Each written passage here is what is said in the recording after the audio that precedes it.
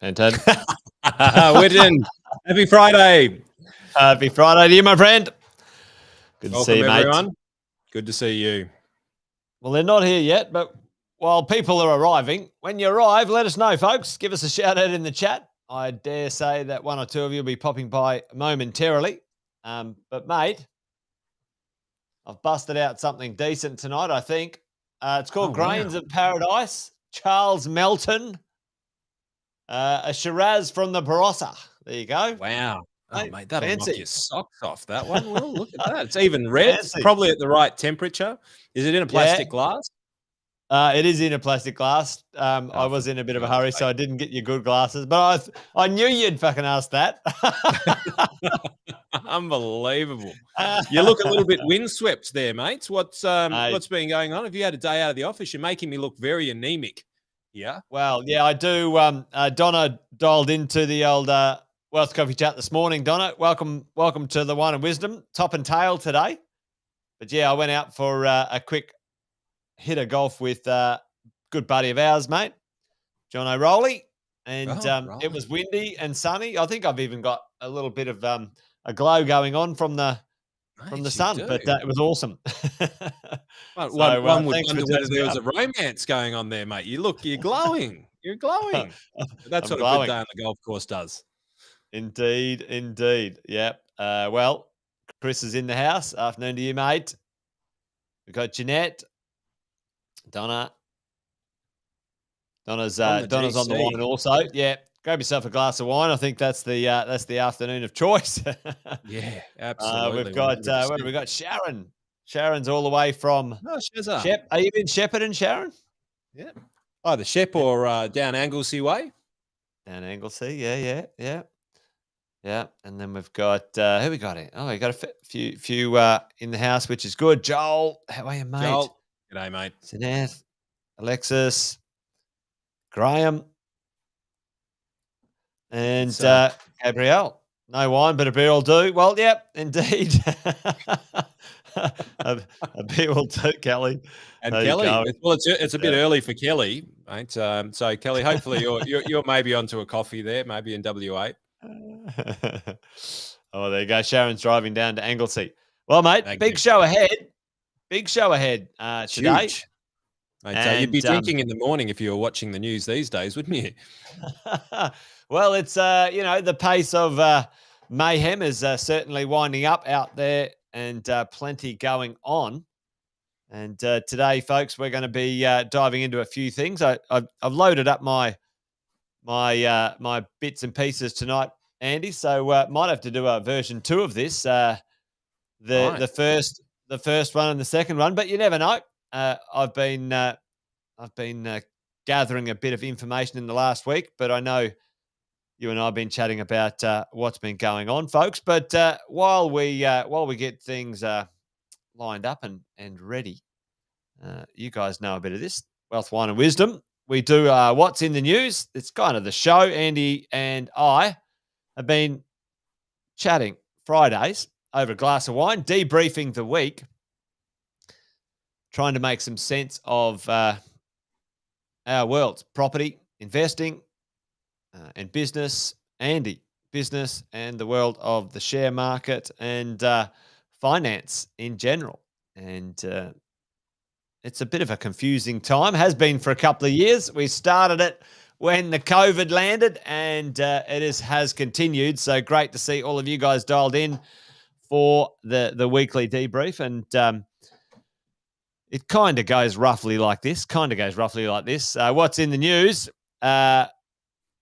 Maybe there'll be some things you should know if we get to that, and some questions. So if you have questions, certainly give us a shout out in the chat, folks, and let us know if you got something that you think we should try and cover today as we go along. Have I missed anything, Andy? Kicking the show off? No, but just whack the questions in nice and early, because if we get them in early, we'll try and cover them in the context of what we're going through right now. And no doubt many of you have got a lot of questions. Any of you still tune into mainstream media, have probably got a whole lot of questions ready to ask right about now, or maybe you're too scared to ask them. But that means they're the perfect ones to ask right about now, because the whole point of this is, I think these days, Jace, we started it to try and demystify all of the rules and regulations and the panic that was coming in with the not the GFC. Jeepers, going back a little bit in time, but showing your age now, Andy. Showing your age. when the pandemic started, but I think I show my age just by showing up, really. But we started it with dissecting what was going on in markets during the middle of the COVID pandemic. But ultimately, really now, what we're doing is trying to dissect the fear mongering that's going on the day-to-day basis, and try and cut through what you're hearing from the people that you shouldn't trust, and trying to bring some logic to the table. And rather than clickbait journalism, we're trying to get you to turn off the channel of the garbage that's probably going to make you want to slit your wrists, and start to get some perspectives on information that you can use practically in the world for you, your family, and your friends. So with that in mind.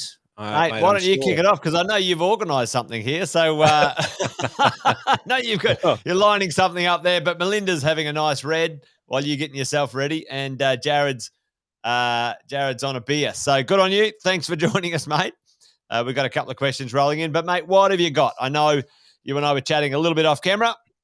Let's get into the show, and let's get fencing up there. We'd reiterate. Wow, look at me. Look at the size of me, Jace. I'm massive. I've just blown up. I don't know what's going on, but I'm happy with it. So we introduced a little bit of a new section, Who Not to Trust. And the same culprits are on our list. I've got some stuff on rate hikes and stuff like that. But we had a little bit of pop at Christopher last week. I'm going to have a further pop at him, mate, so just to wrap this up, and classic, fear mongering headlines. If you read the rest of the article is actually not too bad. So I will say that. The challenge is that most journalists actually know, and most newspapers know, that most people don't even get past the first paragraph. Yeah. So what they do is they digest literally 30 or 40 seconds. And so this was the part that I really had some serious issue with. Some of the most aggressive interest rate hikes in the world. Jason. So last week we battle tested that with interest rates with the rest of the world, and we compared it with just three other places. One would call them majorly, insignificant places like the US, like Europe and the UK. And we found that statement was not just wrong, but absurdly wrong. And anyway, so I thought, let's not stand on ceremony, Jace. Let's dig a little bit further. So what I did is Zoom into those, Andy. Oh yeah, there we go. I did a little bit of a further investigation. So what we're looking at here, I'm not just going to have pops at journalists, but that's one of our favourite things to do around here is those people who put false news out there, which tend to be politicians and now journalists. Two people not to trust. Also up there with economists. But so thought I'd just have a look and go, well, we looked at the major countries, Jace, but let's have a look at the whole world. Let's have a look at everybody in the world. Yeah, well, maybe they were talking about just, somewhere else, not the US or the main ones. Yeah. There's a big cross-section of people out there. So the most aggressive rate hikes in the world. So let's have a look at where Australia sits in comparison to the rest of the world with how aggressive we are with raising interest rates. And the reason why we're saying this is because we kind of want to bring some stability to the argument. When you see a sensationalist headline which says we're raising interest rates faster than the rest of the world, well, Jason, one thing that should be happening is if we were raising interest rates so bloody quickly, our dollar should be going through the roof. So why isn't it going through the roof? I'll get to that a little bit later on, because mostly the people who are making these wild accusations are full of shit, Jason. So let's have a look. So on the right-hand side here, and you can't quite see it, but it's just here that says change. So there's dates, because all of the different reserve banks of the world, or federal reserves, but basically the central banks of the world, they have different dates that they meet. And so I've tried to line these up as best as I possibly can. And these are the months, because it's the US form. So the months is first and the day is second. So tried to line these up as best as I possibly can. Some of them don't meet monthly. So this is the best possible example I can give, but it tells a pretty compelling story, Jace. So if we were to be in the most aggressive rate hikes in the world, well, let's have a look at the least aggressive. At the moment, we've got Switzerland leading the way as the least aggressive rate hikes in the world. So, which means that they're dropping interest rates. Yeah. Well, sorry, there are some. So all of the green are going in the opposite direction. Yeah, right? going the opposite direction. Okay. So Yeah. all Okay. of the red. So I'm not going to address the green right now because they're kind of a different proposal. Different kettle of fish. Different things going on over there. But everybody who is actually dropping rates. So we've got one of the lowest rate drops we've seen is actually the Swiss, right? So they're the most conservative of the bunch. One might even say European interest rates, ECB, flatlining at 0 is probably joining them, right? And then we've got, as we go through here, we've got Swedish, and the Swedes actually went through the whole pandemic pretty damn well. Like they fared pretty damn well throughout the whole pandemic. They had some interesting policies. Israel, which is known, Jason, as one of the most vaccinated places in the world, I'm not sure if it still is, but it was certainly. There you go. Learn something every day, even at Wine and Wisdom. Hey? Yeah, well, I'm not sure whether that's true, Jason. It was true. I'm not sure whether it still is true. It was true about probably about 6 months ago.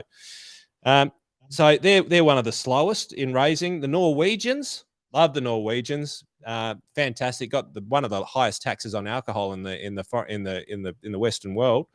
But geez, they still know how to drink. I can tell you what, they make their own moonshine. You can increase the taxes on alcohol, but you can't stop the consumption, Jason. That's the story behind that. If there's a will, there's a way. if there's a distillery, there's a way. And look at this, Jace. Look at that. We're actually here. We're actually here. So we're actually. Have we got some more to go yet, Andy? Like, I mean, that doesn't look like the highest in the world, by the way.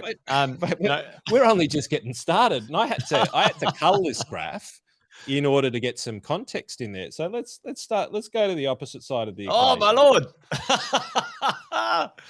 Right? Yeah. Okay, we're a long way away. Yeah. Brazil raised interest rates from the 15th of the 6th by 13.25%. One might say that would be one of the most aggressive rate hikes in the world, Jason. And so maybe, and I could be wrong here, maybe what our mate Chris was trying to say was Brazil with some of the most aggressive rate hikes in the world. It was a typo, Andy. It was a typo. It was a typo. Been a typo, Jason. So we must get the fact checkers in there. We've got Russia in there. Interestingly enough, we've got Hungary, we've got Mexico, we've got Indonesia, we've got Poland. That's for obvious reasons. The Czech Republic. We've got India. We've got South Africa. We've got New Zealand. We spoke about New Zealand last week. Yeah, New Zealand is certainly having some challenges in that space. So we've got Saudi Arabia. We've got Bank of Korea. We've got Canada. Mate, there is a plethora, right? When it comes to, and I know I'm having a bit of fun here, but let's get real. I mean, we are pragmatically raising interest rates based on inflation. And if you have a look at us globally, Jace, we're actually in the bottom as far as interest rate rises are concerned. So, so I think you were talking about, like, we're actually quite low when it comes to inflation in reality compared to a lot of other countries as well. 100%. Yeah, 100%. Like, where everybody is suffering from inflationary worries at the moment and concerns, and as we said last week, some of this is going to be transitory, which is the effect of ports having to reopen. Like, when you stop an economy, when you stop the shipping channels, there's a whole logistical operation that's got to get back up to speed. The pumps have got to start working, the ships have got to start traveling, and that logistics doesn't just it can get stopped overnight. We never thought it could. but it almost did. But it doesn't remobilize overnight, right? That's not how it works. It takes time, and we've got the Russian influence with Ukraine, which is obviously inflated the challenges and made them significantly larger.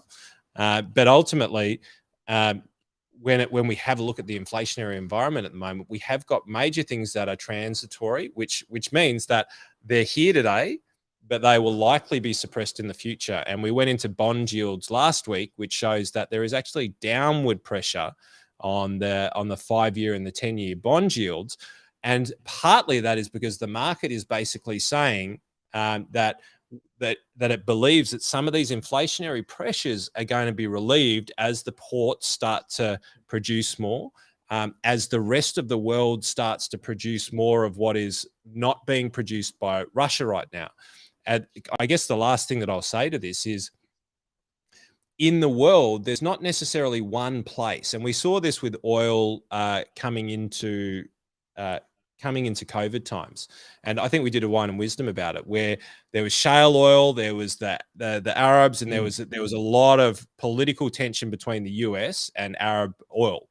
And ultimately, what happened was they shut off the tanks and they said, "Deal with this." Now, what happened is a very aggressive spike in prices very, very quickly. But then the 3-month, what ended up happening is they switched their operations on. They got more of the resources that were sitting dormant in America and the rest of the world, started churning the engines. And then, 3-4 months later, it normalized again and we all forgot about it. And so it's not that energy only comes from Russia and food only comes from Russia, but the world becomes reliant on that being a source. And it takes time to change from one to another. Yep. It does. Yep. And that, these are the things that we need to understand, that it's not the end of the world, but it does have an effect. And how we think about this, how we conceptualize it, and how we look into the future with these things needs to be done with consideration of, will that economy be allowed to distribute back? And what will the world then start to actually distribute that will bridge that gap?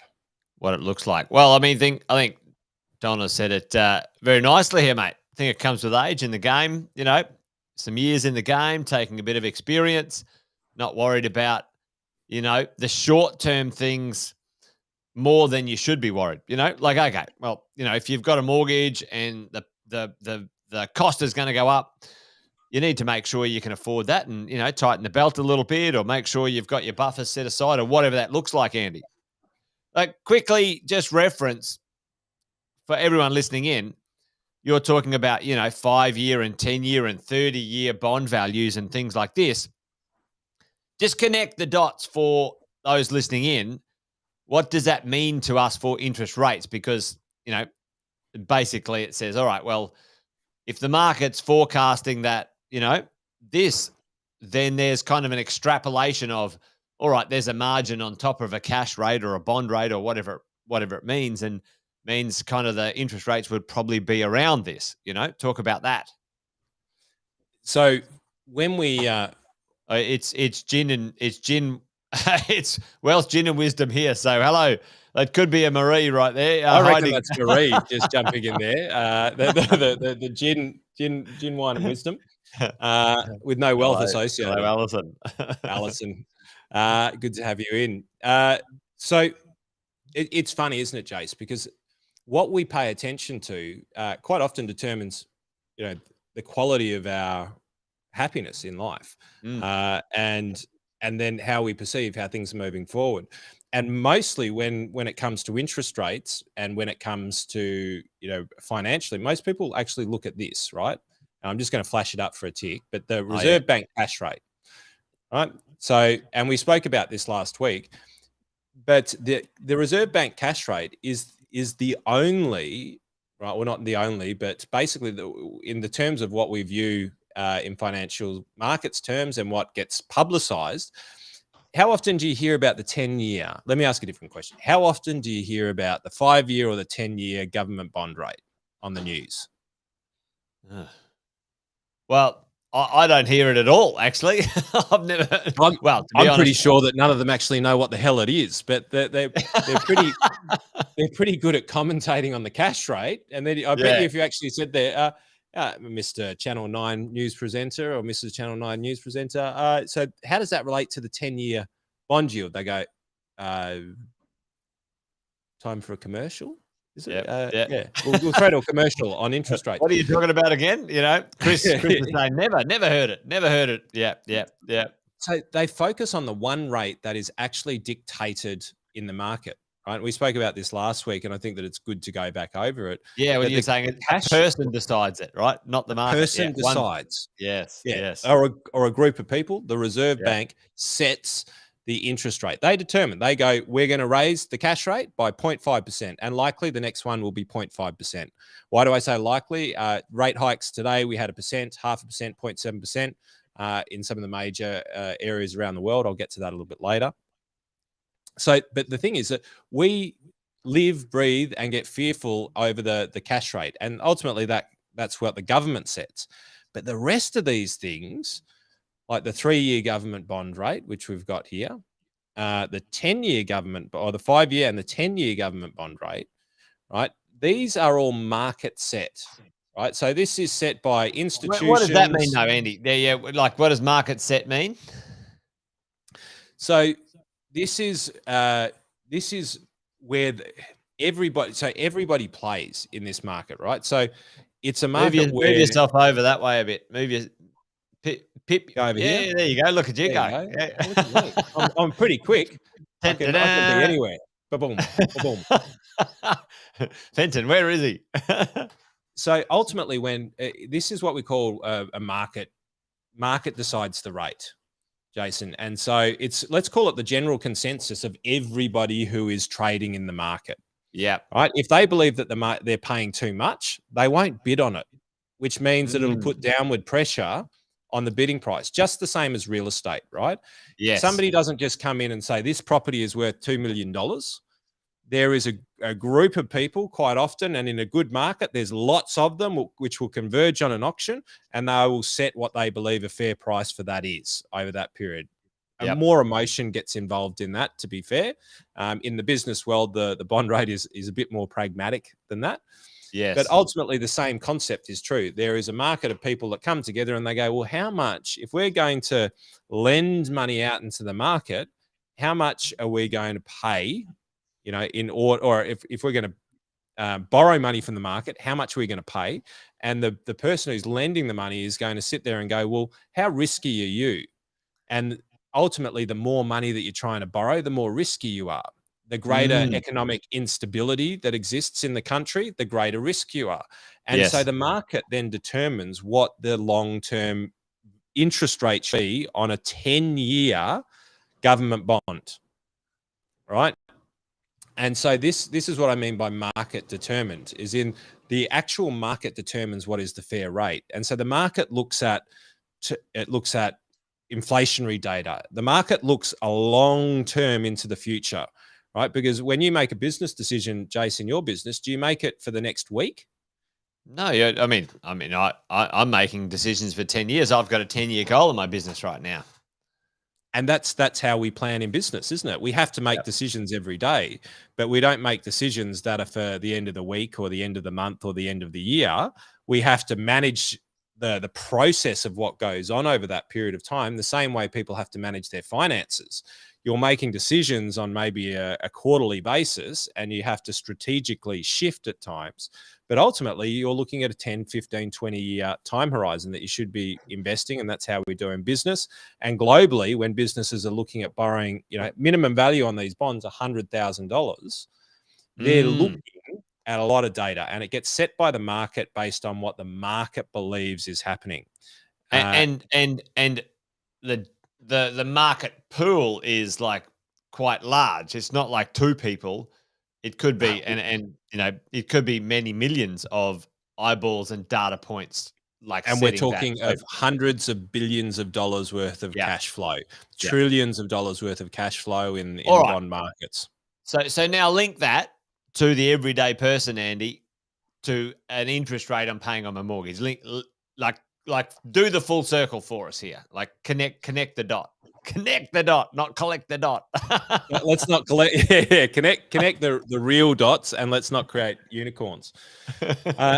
So ultimately, like when you have a look at, so if we have a look at the 10-year, basically what it's saying, right, is that the market is saying that right now, if they are going to buy a 10-year government bond, they're going to want to pay about 3.5%. They're going to want a yield if they're going to buy one.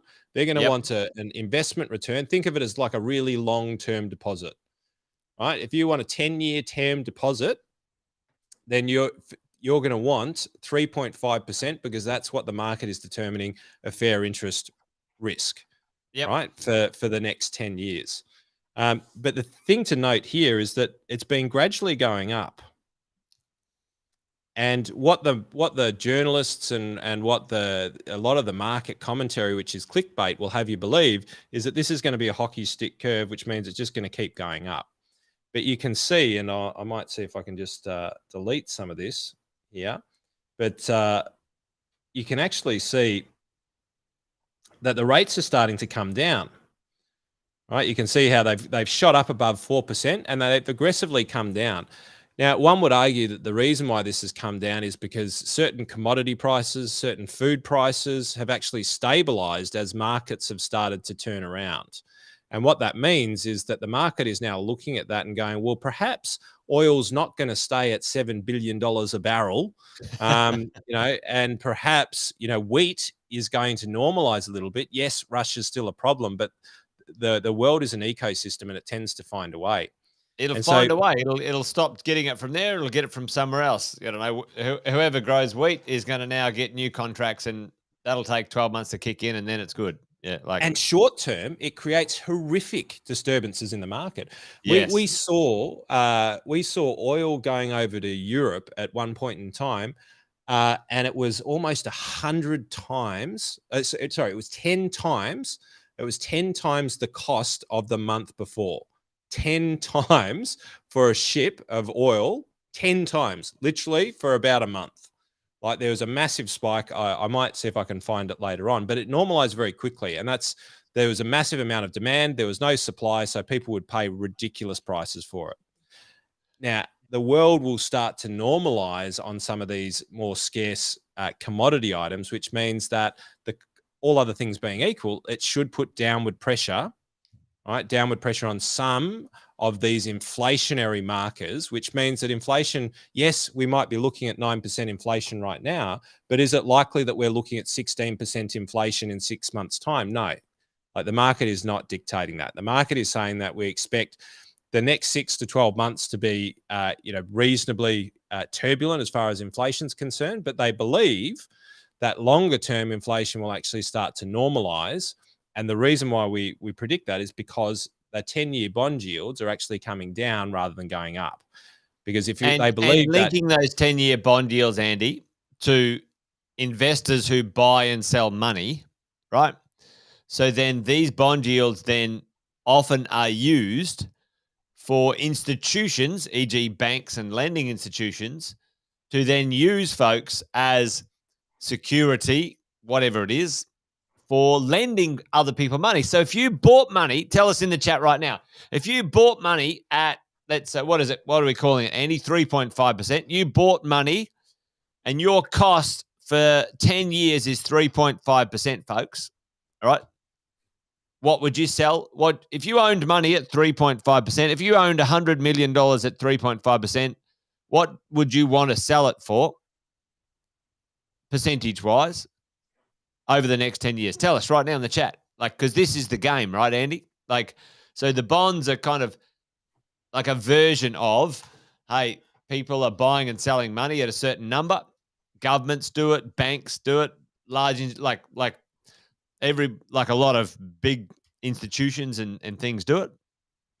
You can buy it at 3.5%. What would you sell it at, folks? Put that in the chat for me. What margin would you want to make? or more importantly, what do you reckon you could make on it? And Chris is saying, all right, 5.5 to 6%. And that's probably about right. price is going, all right, well, I'll sell it at 3.85. And this is really interesting. This is what happens in the market, right, Andy? Like, so if you 100%. buy it, then you've got people buying it at the same price, but their cost and want to sell it at a different price happens. And this is how you get pricing and interest rates in the marketplace. It's kind of And like if people connecting those believe dots. that there is a lot more risk, they're going to want a lot more they're going to want a Yes. higher interest rate in order to invest their money.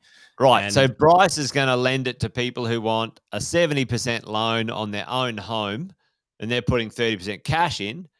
But Chris is saying, hey, listen, I'm happy to lend it 5.5%, but the people who I'm going to lend that to might be high risk, 95% lending per se for a real estate investor, and I needed a mortgage insurance on the top of that to double my protection.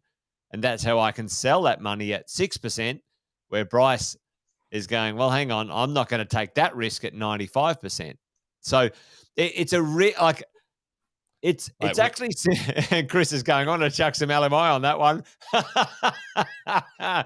Well, LMI is the big rort. I think lenders' mortgage insurance is the big bloody scam in the world of finance. But anyway, don't get me started on that one. But effectively, what we're looking at is the difference between what rates are right now, Yes. where they're expected to be in 5 years. And so you can make some pretty simple calculations based if you look at the long-term market. But this doesn't create headlines, because if they said we expect that over the next 5 years, there might be a bit of noise in the market, but we expect over the next 5 years that the cash rate's going to be at 3%.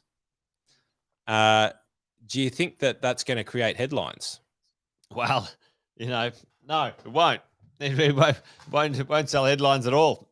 It certainly won't be the most aggressive hikes in the world. Absolutely not. Oh God, look, the beauty about the bond market at the moment, and this is a massive can of worms, because it seems you think that it's easy, but it's actually not. Bonds are quite complicated, but they're a love of mine. But you can go now, because the problem over the last 2-3 years is you couldn't get cash. Like cash, as you said, Jace, was trash. You couldn't get cash at a decent interest rate. Now you can get really good interest rates on cash around the world in different places. You can get a 4 or 5% cash return, right, for taking reasonable risks with that money. So that's the benefit of interest rates actually going up, which is kind of ironic because, one of the headlines could read, interest rates go up and finally pensioners can actually get a reasonable return on their money without taking as much risk. Yeah. It's actually a very true statement.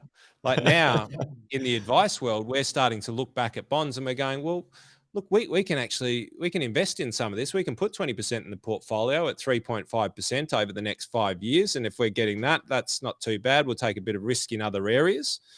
So there's really good benefit for this in other areas, and also within business, right? Because ultimately in business, you needed to spend the cash pretty quickly, right? You wanted to spend the cash pretty quickly because if you're earning 0.1% on your cash, well, and inflation's running at 2 or 3% as it was. Well, your money's going backwards by 2.5% per annum just by sitting it there. So you're forced to mobilize it, which creates inflationary pressure, which puts upward pressure on interest rates. And now we're in a very typical cycle of where we were. And in my belief, markets operate quite efficiently with a 3 to 5% cash rate. Yeah. Right? In and around there is quite efficient for markets. It's not too much for investing. It's not too much for business. But it tends to overshoot either which way. But if you were to start leading with it, is it going? There must be a lot of relief around the pensioners because all of a sudden now we can actually get a reasonable return on our money, and we don't have to. Well, I was going to ask about that, Andy. So you say, all right, okay, cash is up. However, for the moment, inflation's up too. So, what's going on there? Like, talk to that, because all right, well, cash, we can get 3.5% for my cash, which 2 years ago was 0.5%, which was rubbish. But then I'm like, oh well, Andy, isn't inflation 7%, and isn't it still cash is trash? But you and I were chatting. It's not, inflation's not everywhere, right? So what does that look like? I mean, this is a big question, right? But and because it comes down to how much of it's transitory inflation and how much of it is actually is here to stay. And there's parts of it that are kind of here to stay. Let's ask this to everybody out there, and I'll come back around. How do I phrase the question? Where do you think the greatest sources of inflation, meaning price increase, that are hitting your pocket? All right, your pocket. Yeah. Outside of interest rates, what is hitting your pocket harder than anything else? What sectors? Is it what product or what sector is costing you the most? Yeah, is it milk? Is it food? Is it petrol? Is it energy? Is it building? What are the areas that are hurting you most right now? Whack it into the chat. I'd be really interested to know what they are. Well, while we're waiting on that, we've got a few. I've done a quick survey. We've got Joel on the margaritas. Arriba! We've got Marie on the gin. We've got Melinda on the Reds with us. Good work, Melinda. And I think we had a few people on the beers. No one on the white. Anyone on the white this afternoon? Give us a shout out as we roll along. But I thought I saw someone on the beers there before. But anyway, we did. I think it was Dan Andrews, wasn't it? Dan, here we go. Jared's on the beer. All right, there we go. We got a good cross section. It wasn't Dan. It was Oh, Jared. we got and someone else on the Shiraz here joining me on the Shiraz. Well, we've got a few answers in. So we've got here. We got a fair few actually. We've got fuel and energy from Julie. We've got electricity and fuel from Alison. Fuel from Chris. It's like up too much driving. Yeah, bloody hell, diesel costing a lot. Groceries, insurance. There we go. No, energy from Bryce. Yep, a Deb insurance. Yeah, actually, some of our insurances for body corporates and stratas have been ludicrous. Wow. Donna, building and renovations. Joe, diesel, fuel from Deb. Yeah, so there you go. Oh, someone's on the rosé. We've got rosé going on. Alison's on the protein shake. Good work. And we've got someone on the white. There you go. What's a Euro white anyway? I think we're getting distracted here. A Euro white. That almost sounds like a topic that we're not allowed to touch. It's not cash is trash in there anywhere, is there?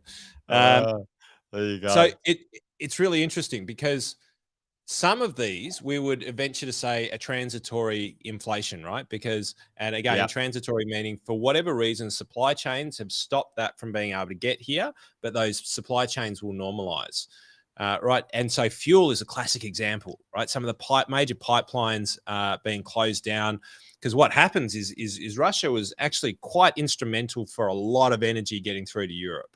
Right. And so a lot of talking energy, we're talking fuel, like we're talking oil, Andy. Like, is that so? We're talking, kind of it encompasses. And I'm gonna kind of twist a few knobs here, because when we that didn't sound good, did it? I shouldn't be drinking.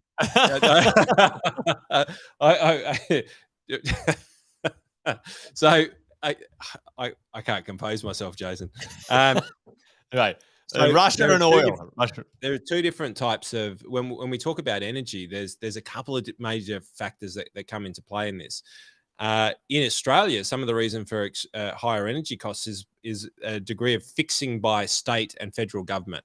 Yeah. Right. Yeah. Now, and this is not transitory. Right. When governments get involved in sectors, and for the last 4 or 5 years, some of the major components of inflation have been fixed cost based on government setting rates, right? Government setting rates, which and up until just recently, the key cause of inflation in the system had nothing to do with in Australia had nothing to do with commercial free markets. And what I mean by markets determine their own reality. It was actually what we call fixed cost inflation, and fixed cost inflation is basically government dictated pricing, That's another way of saying it.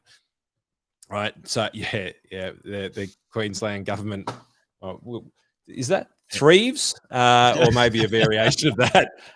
Anonymous user.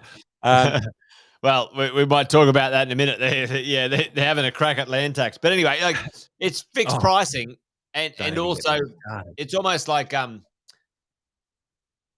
heard this term and I'm going to sort of hack it, but it's like zombie pricing, Andy. Like governments forcing, let's say,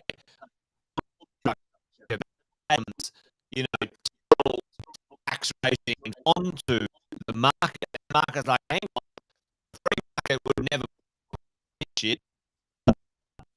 It's forced on the market, and that's yeah. So what we have is we've got some forced market inflation, which comes from the government subsidy, and then we've got some potentially transitory stuff, which is especially in fuel, oil at the moment. And I'll bring a graph in next week about fuel, because literally the supply chains and fuel transports around the world is quite amazing. The only thing that I think is more amazing than the way that fuel gets transported around the world is how fucking water gets transported around the world. Like, how you, Jason, end up with a bottle of Italian water just blows my mind, because the amount of fuel that it takes to get it from there to here, it's out of control. But fuel gets transported around the world, and when that supply chain gets disrupted, fuel prices can go through the roof, and we saw them absolutely go astronomical. Now, when we're talking about this, we're talking about gas, and we're talking about crude oil. Yeah. Right. And so when those supply chains shut down based on COVID, ports stopping, then that slowdown has created a mass disruption. Right now, we're feeling the effects, and it's always lagged. And the reason why it's lagged is because most companies have things called forward rate contracts, which basically means that today I fixed my costs for what I'm buying. They usually fix them like 12, 18 months, 6 months, 12, 18 months. Yeah. Correct. Right. Because they've got to know that they can keep all of their talent employed over the next year. So they need to know that if they're going to buy oil in 12 months' time, that it's got to be at this rate. Right. Because that's the rate that they're going to budget the next 12 months worth of expenses on. Yep. Very key to the markets. Key to the markets. So those of you who want to learn, let us know if you want to learn about futures markets and forward rate agreements. If you'd like to learn, whack it in the chat, and I'll give you an incredible resource where you can start to watch it. It's extraordinarily entertaining. You might remember the movie, Jason. I think it was called Trading Places with Eddie Murphy and Dan Aykroyd. Mortimer, we're back. Mortimer, we're back. We're back. It's a great movie that talks to you about, yes, Alison wants to know, Bryce wants to know. Trading Places, Eddie Murphy, Dan Aykroyd. It was about pork belly and orange pork juice belly futures, mate. Yeah, that's right. Exactly. No, I love it. But it's a great movie that sort of teaches you about these things. But so what ends up happening with this transitory inflation is that when oil prices go up, it doesn't hit the market straight away, because the companies have already got locked in prices, right? So this what is called the spot price, and the spot price is what we can buy it for today. Yes. Right. Doesn't necessarily mean that's what you're going to pay for at the Bowser. Right. When you fill your car up, that will actually transfer into several months to 12 months down into the future. So that effect, and businesses get smart in between there and there, right? They can control and manipulate a little bit of that over time and try and decrease the costs. Government, they generally don't decrease their slice of the pie, but the Liberals did pre-election, right? But ultimately, what ends up happening, spot price of the cost of oil comes down, so the cost of oil goes up, 6 to 12 months later, we feel it at the pump. Cost of oil comes down, 6 to 12 months later, we feel it at the pump. Yeah. Right. And that's what we're seeing right now, is where like oil prices are still quite high. They spiked extraordinarily high. They then normalized and starting to trend in a sort of a downward trajectory. Food, wheat prices starting to do the same thing. They've come off. Everyone thought that they were going to shoot for the moon, but they've come off. They've stabilized, right, in the market at the moment. And what this means is then when we bring it back to interest rates, the market's going, okay, well, oil prices aren't going to the moon. Food prices aren't going to the moon. So therefore, inflation's not going to continue to keep going up and skyrocketing out of control for the next 5 to 10 years.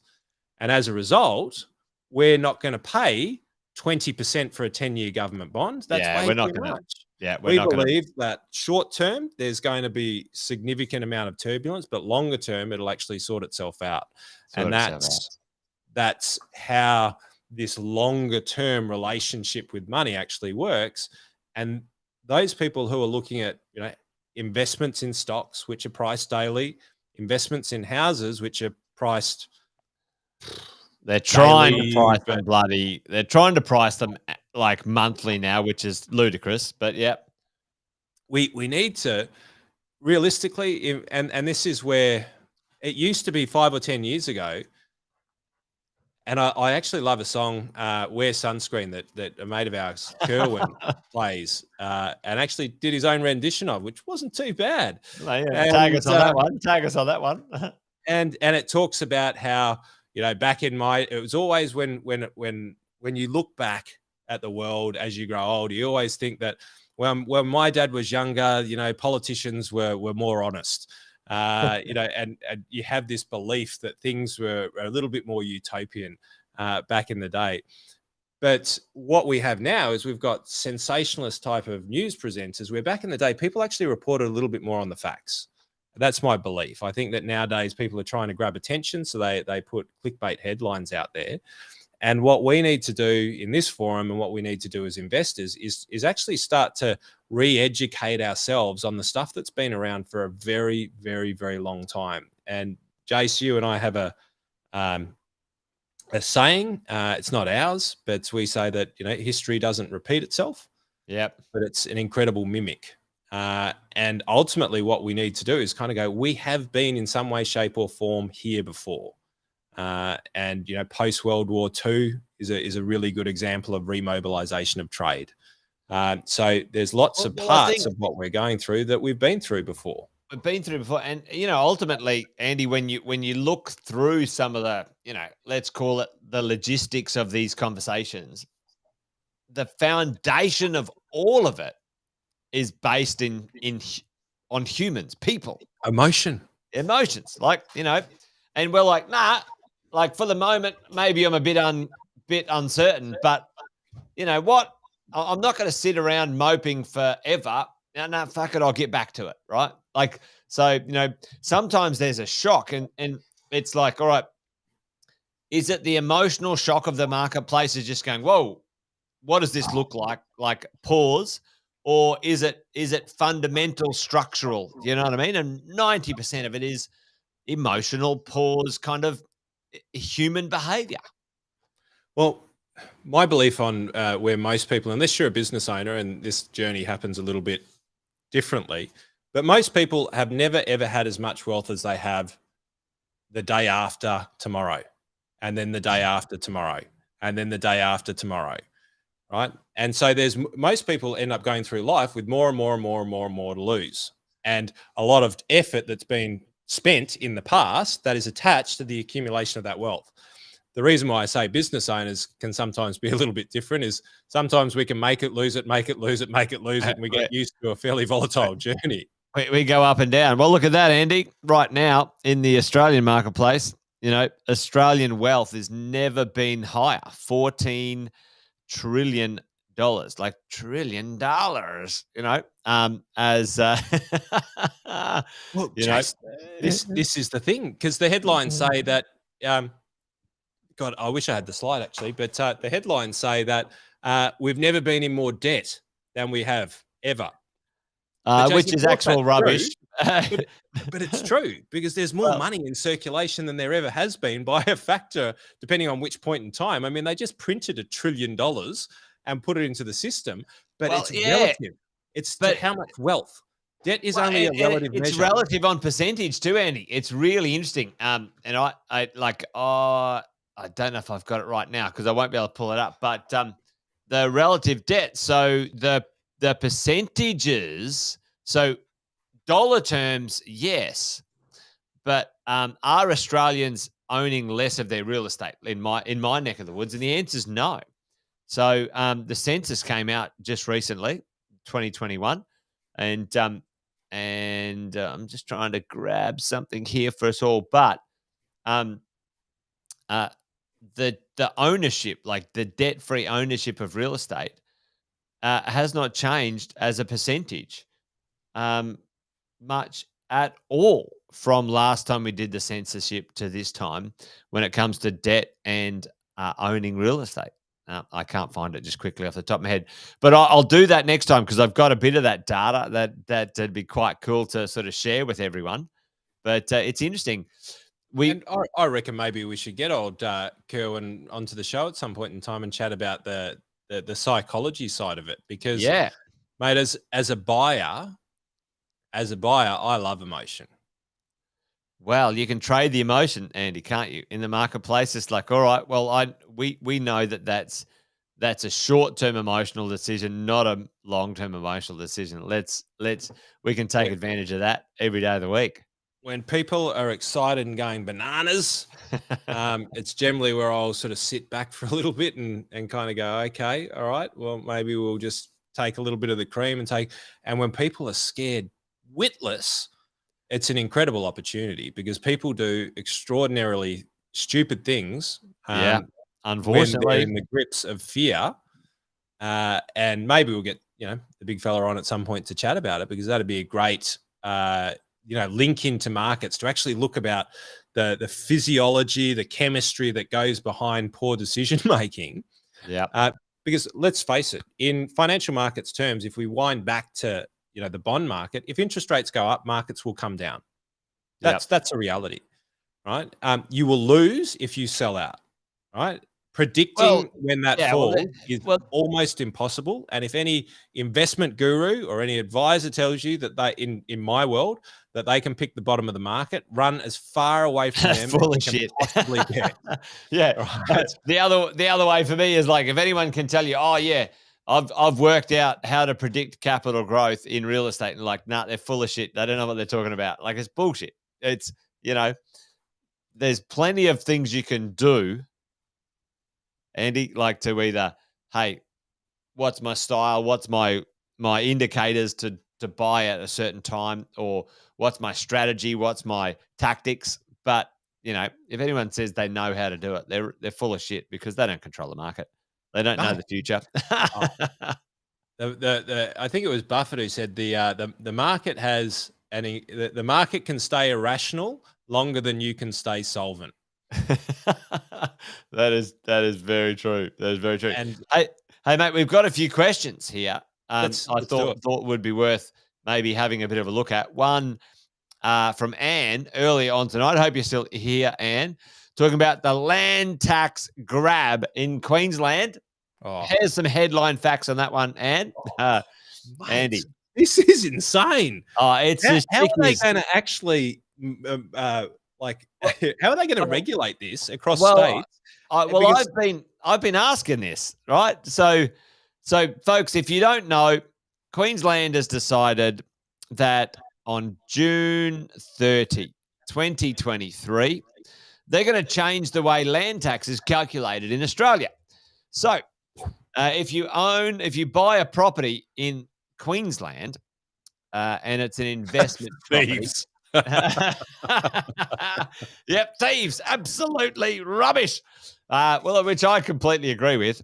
If you buy an investment property in Queensland, they're going to say, hey, Andy, where else in Australia do you own real estate? So, number one, the Queensland government asking you to disclose information cross state lines. I don't even know how legal that is. We're not even allowed to cross the state lines when they tell us we're not allowed to. Hey, hang on, don't come into Queensland. Bullshit. You're a Victorian. Well, don't come in here or don't leave, like one of the two, right? So now they're saying, hang on, we want to know. We want to know your property somewhere else in the states that you're not allowed to come from. It's like if my Victorian buddies, they're not allowed to come across here. So listen, what I own in Victoria is none of your goddamn business. Yeah, right. So what they want to do is say, hey, listen, if you own property everywhere else, we know you cheeky investors are trying to hack the system and benefit from the tax-free threshold in Queensland. So we're gonna that's bullshit. If you own something somewhere else, you not only Andy, you not only miss out on the tax-free threshold, Oh, which I'm like, okay, if you want to do that, fine. But what they're going to do, folks, here's the thing, which I don't know how they're going to say, no, not only do you don't qualify for the threshold, but now we're going to take your Victorian property and bundle it in the land tax calculation for Queensland. Yeah, that's what. maybe they're just trying to get rid of people from Queensland because, Jason, if Well, I just move across the border just south of Tweed Heads or into the New South Wales side of Tweed, mate. then all of a sudden it changes, doesn't it? It's ludicrous. What? It's ludicrous. Anyway, I think the question is, Andy, how the hell are they going to manage this? Like, they haven't thought this shit through. They Oh, haven't mate, thought this stuff through. How are you this going to manage this it? this this to me is punch drunk politicians who have had and premiers who have got a ridiculous amount of power and real and this is irrational exuberance, I reckon, at its best. Well, Now I I'm no mean, legal expert on this stuff, but I know a reasonable amount of it. But ultimately, so let's and maybe you're better to do this. Let's frame this up a little bit stronger and go, well, what is land tax and how is it decided? thievery. Thievery is land tax. Well, No. thievery is land tax. Well, I mean, when you watch some of those old movies about King Henry and they used to go around and shoot people and chop their heads off if they weren't paying their land tax. Right.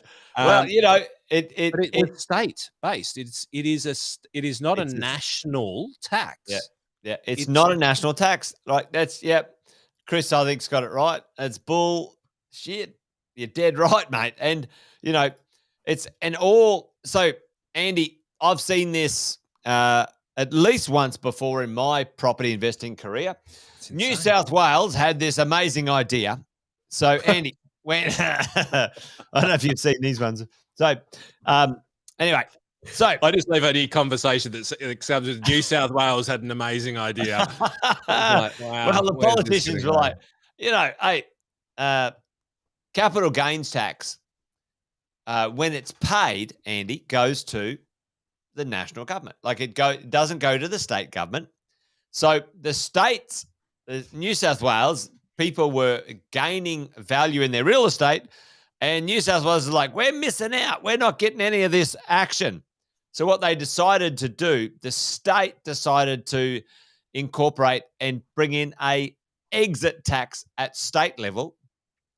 So there was um, stamp duty and there was an exit tax. So there was an in tax and an out tax at state level, and then you had to pay capital gains tax at national level, which was bullshit, right? Anyway, it poleaxed that state for 5 years. Well, Like it because really what's the flow and effect? And so let's simplify it. well, Let's it's go back pretty to our old Norwegians who have one of the lowest rates of interest rate hikes in the world.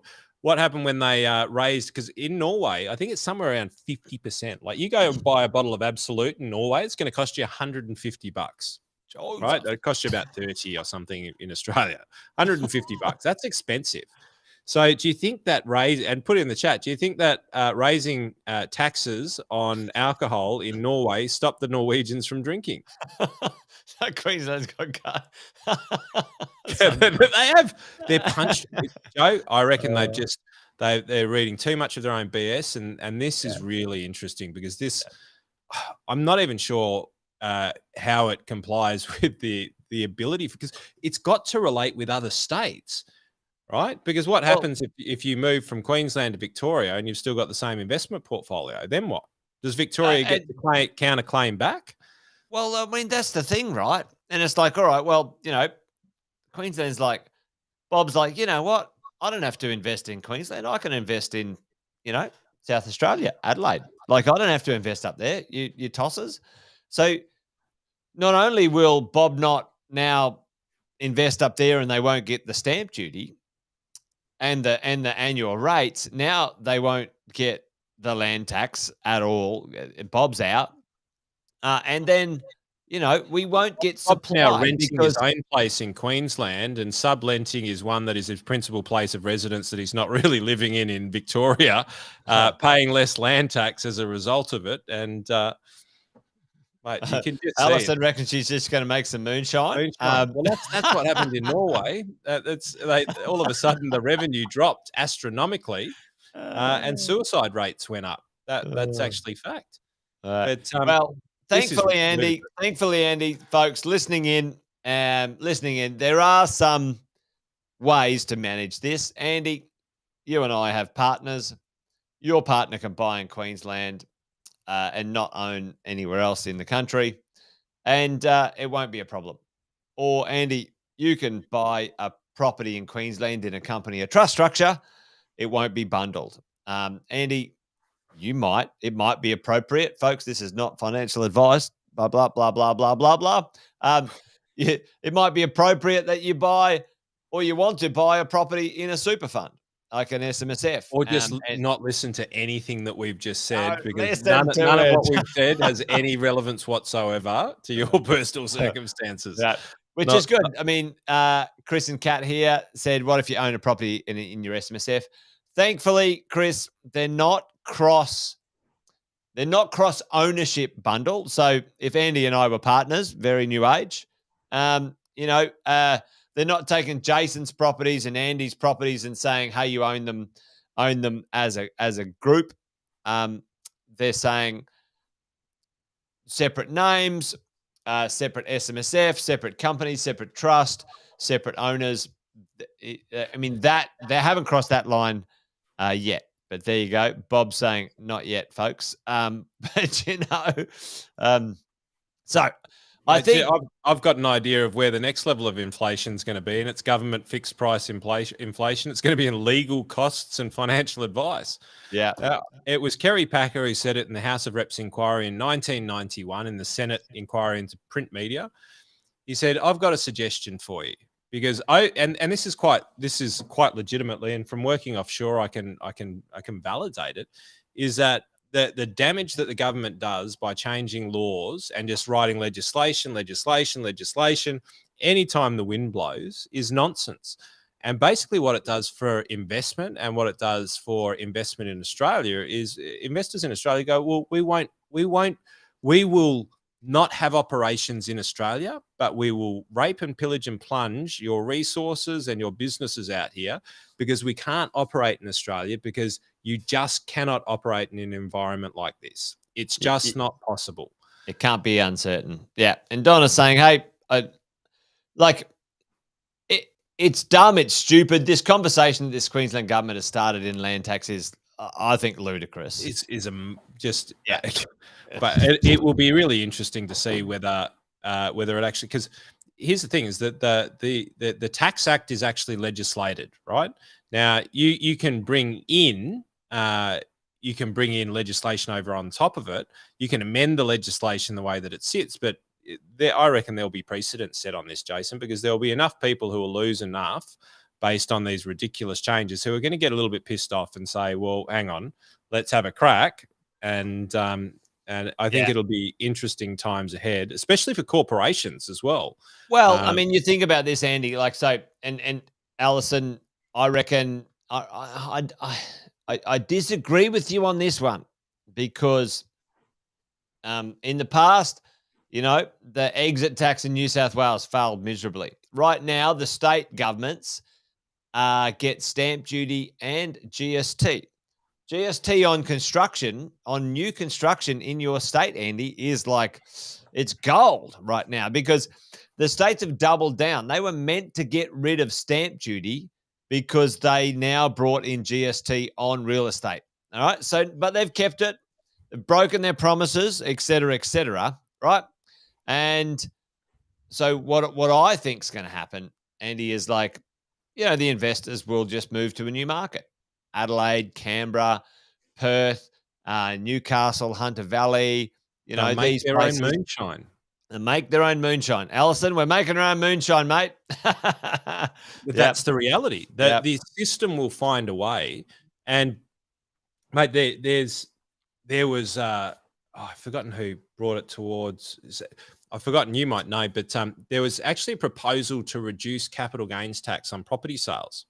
And it Mm. was based off some interesting studies that in other Western countries, when they reduced the capital gains tax, because if you own a property that's gone from $1 million to $2 million and you're at 65 years of age and you're retiring, you go to sell that property, you have got a $500,000 assessable interest, so accessible taxable income. Tax. So Yep. let's just ballpark it. You've got $380,000 to $400,000 worth of tax to pay, right? So do you think that that house is going to get sold? No, they will die with that house, and that house will then get passed on. And because of the way that the law is set up now, it is a tax event, but you don't pay tax. It'll go to the next owner. Do you think the next owner is going to sell that house? Not for love nor money. They will hold on to that as much as Yep. they can. They will leverage it up to their eyeballs, and they will use that money in great ways. And the UK created death taxes to manage this. But a forward-thinking way of managing this was, and I've forgotten who it was. Maybe it was Switzerland. I can't remember. There's some papers written on this. Reduced capital gains tax, and all of a sudden, what happened is all of a sudden the market started turning over at a great rate of knots. Mate. There was twice the amount of transactions, which meant that they had more money flowing into the government and less amount of tax per person because assets were changing. And the Mate, rule you of and I, thumb, you and I know the universal law on this one. It has to keep moving. Money, money when moves. it stops, goes rotten. Right? Like when water stops, it becomes stagnant, becomes toxic. Wealth, when it stops, when it gets blocked, becomes stagnant. And you know, it's almost like, Andy, like the world of leverage, right? Lending leverage became a tool to unblock that money because taxes became onerous, right? So you got this like, well, stop if you want if you want bad lending practices to be eliminated, stop putting so much fucking tax on the system. It's like, what? You know, mate. Well, mate, that's how futures markets were Yeah. created. That's how Greenspan then took the commodities futures market, brought it into financial terms. That's how Bitcoin is farmed and then released and then redistributed. There's some bloody interesting shit that's going on in that world. Like, holy Moses, there's going to be people going to jail. But ultimately, yeah, 100%. Leverage created the freedom of this money to be able to transfer because the transactional costs became so prohibitive Yeah. Ludicrous. of allowing that to transfer that it froze markets. And it has done for generations. And ultimately what we will see, blockchain, 20 years from now, the way that blockchain is going to impact transactions, world tax, is going to be revolutionary because what that'll do is it'll allow you to sell little bits of it over time, realize less of the tax over time, be able to there's a whole world coming. And hopefully the politicians won't have a rat's ass of what's going on. They won't have a clue what's happening in the background. It'll all just take them by surprise. But the reality is, mate, this is one of the most ludicrous things I've seen in tax and just political decisions. And my belief, which is founded nothing more on my opinion, and opinions like our arseholes, everyone's got one. And if it's in the media, it's designed to scare you into doing stupid stuff. But mine is that this is based off premiers post-COVID believing that they are Bruce Almighty. Yeah. And it's scary. And we've spoken a lot. We've talked a lot about political ambivalence. And mate, this one I reckon is one where write to your member. There's a reason why they're called a member, because they are a giant. Well, that to might your be. member. Yeah. Well, and Complain. I'm with you. Yeah, because I've already actually written to my my legal team to say, hey, how actual, like, is this actually from a privacy point of view, like legal? They've got no they've got no rights or interest to actually ask about my personal ownership interstate. Like, why? So where does this sit? I want to know what the guts of it is. So I've asked it, and I reckon we could mobilise. Andy, maybe this could be our flag we fly. Our reluctant step into political mobilisation. Right, we'll need to create our own states. We might just draw a boundary around a certain region and create our own currency. The That's peninsula. I think the Mornington Peninsula, mate. We can do it. You can not a do bad it. place to do it. Not a bad place to do it. But mate, Well, ludicrous and wow, interesting times. Interesting times. Like yeah. how you make decisions like that, how you pass them, how you get people to agree to them, how you justify them, how they exist long term. I don't have an answer for any of those questions right now. I Yeah. was flabbergasted when it came through, and I thought that this is going to be a really interesting 12 months to 24 months.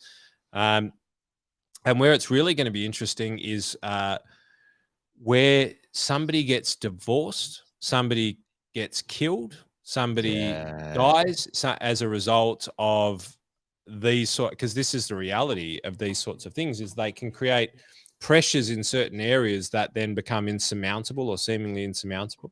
The administration of it's like ludicrous. Yeah. But the flow-on effects, and eventually somebody's going to point the gun back at the government and find out, is this legal? Is this, how do you do this? Does it intersect with the relevant laws in such a way that makes it fully legal, like fully sick? I just don't get it, Jace. Like I'm so gobsmacked by it. It just doesn't make sense to me. Well, we've got a year and a half, folks. Well, is it a year? Maybe a year, not a year and a half. A year. It is or just under a year. And let's see how we roll. I'm certainly going to make a bit of a stink about it, Andy, and I think we might sort of rally the troops on this one. There's a few people who might be interested in doing it. So, mate, I think we might need to put a pin in it there. Here's my tip, mate. I reckon you're going to see the same thing bloody pop up in Victoria and then New South Wales. I reckon because basically what happened in the pandemic was one shut the borders, then the other one shut the borders on them, and then the other one shut the borders on them, then the other one shut the borders on all of them, and then WA shut the borders on everyone. So then my question is going to be, well, if all the premiers actually get into their own respective corners, my belief would be, well, hang on. Sorry, Jace, you're a Queenslander. You can't take that tax. I want the bloody tax because that land is in my state. Yeah. And that's going to be that's going to be the interesting part as to where they end up squabbling within themselves, because there is a thing called the double taxation agreement. And I don't know how this sits on a state-based level, but we've got it's not in the Constitution.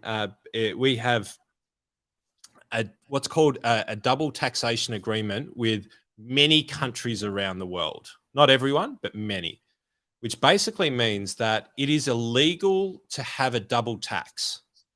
And what I mean by that is if Jason is US and I'm Australia, and I've got investments over in the US, and Jason says, well, based on it being over here, I've got to get my fair whack of tax.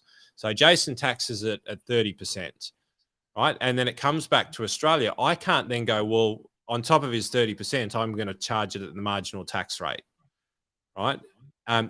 It's called a double taxation treaty. And basically what it means is that there's a fair exchange between these countries that means that you can't be taxed twice. So either, we need to take a concession in Australia or we've got an agreement with the US, but ultimately you can't get taxed multiple times at the full whack. It's a really, I've articulated that poorly, but hopefully there's a broad understanding of what I'm trying to get at here. Now we're talking about state-based, and I'm starting to think, well, how does that actually apply? Do we have a double taxation agreement with the rest of the states?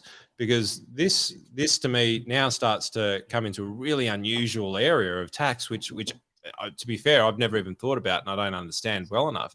But it starts to beg some questions. If we can get along with our global partners in a way that we have a double taxation treaty with our global partners, but we can't within the states of Australia, what does that say about how united we are as a country? Well, mate, I think there's plenty to play out in this little space, and certainly we've got not a lot of time to understand what it's going to mean. My call, I reckon, if it becomes successful, then the other states will follow. But I don't think it will be successful. As in, I don't think it'll be a long-term windfall for the government. I think what will happen, short and medium term, is investors will go, piss off, Queensland. We're just going to take our money somewhere else. I think that's Mate, that. Exmouth is amazing. Don't listen to Andy Fender. Well, it's a nice place to go diving, folks, but don't buy any property there. It's amazing. It is just such a beautiful place in the world. Well, it's not that it's actually not that funny, actually. Well, it's actually serious. Western Australia is the only state in Australia that has got a surplus in their budget. Like, I think they're undervalued at the moment, folks. That's just personally. But Andy, Broome was meant to be the gateway to Australia. Once upon, do you know this story? No, I don't know. I do not. My last drop of wine, Andy. You've got 1 minute to finish the story, and we'll let everyone go.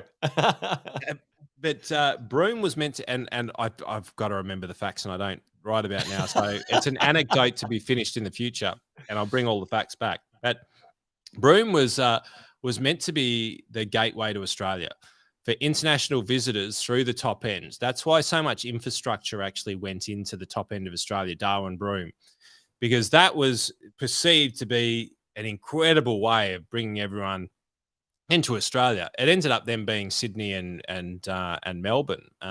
Terrible idea. They should have put it up the top there. It's where all the water is.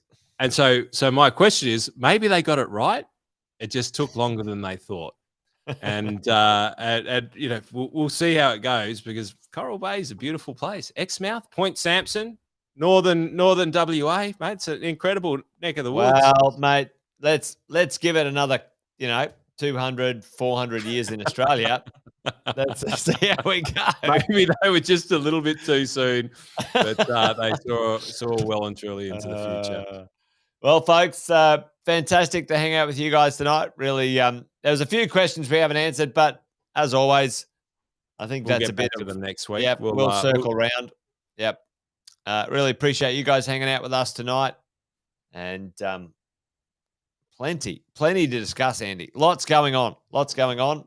Mate, we were starting off and we thought that maybe we were a little bit light on, but there's so much going on out there. It's crazy.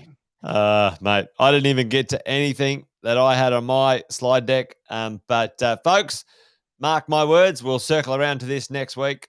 There's plenty on the horizon right now that we all need to be aware of and keeping an eye on as property investors, as business owners, as share investors, marketplace observers. We need to really be across it. So you guys have an awesome weekend. Understand Andy? Who to trust, who not to listen to, and that'll make your life a safer place, a more enjoyable space, and more smiles on the weekend is what we wish for all of you, and appreciate each and every one of you. I love this one. Jared said he had 2 beers and half a wine. It was thirsty listening. All right, that's That's gold. That's gold. That's awesome, Jared. Well, thanks all of you guys for joining us tonight. And I think that's it from us. So it's a good night from him, and it's a good night from me. Good night. Good night, everyone. Have a good weekend. Have a great weekend, folks.